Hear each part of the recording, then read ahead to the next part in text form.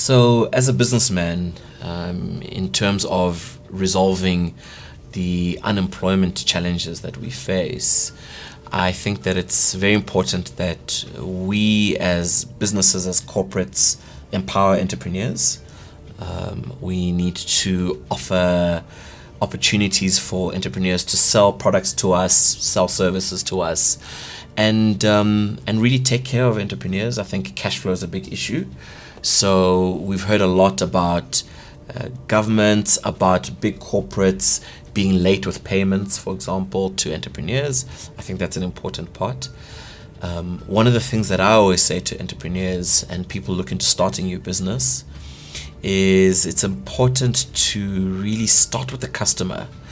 Understand who your potential customer is, how you're going to find them, why they're going to buy from you and not from the guy next door, and also understand what value you're adding to their lives. So start with the customer in mind and make sure customer is king. I think that there's not enough of a focus by corporates on entrepreneurship. So, corporates like to procure from other big corporates, and I think that the mindset needs to change. So I, as a corporate leader, I should be saying, instead of procuring my paper from the big paper supplier for my printer at the office, why can't I procure it from an entrepreneur?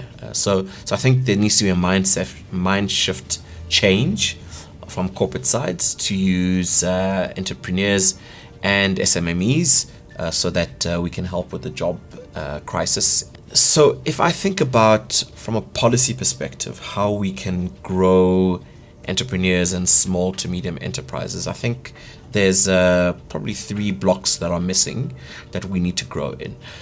The one is access to finance that we talk a lot about, and certainly there needs to be a lot more funding available.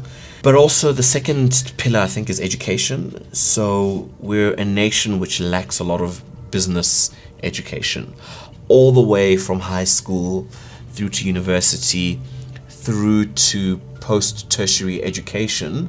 There needs to be places and platforms and an ecosystem that teaches people about cash flow, about marketing, about finding clients, about HR, about paying your taxes. Those kind of skills are just lacking all the way from the 12-year-old to the 50-year-old that's been running a business for 10 years. And so I think education is a big challenge. We, as Africans in Africa, we definitely need to embrace the fourth industrial revolution a lot more. So digital channels are so important, and we haven't really embraced them, both from a corporate perspective, from a government perspective, from an SME perspective. So how many entrepreneurs are using social media and digital platforms to grow their business? How many politicians are even accessible through Twitter, through Instagram, Facebook, etc.? How many corporates are active in this space? So I think as Africa, we need to embrace the fourth industrial revolution.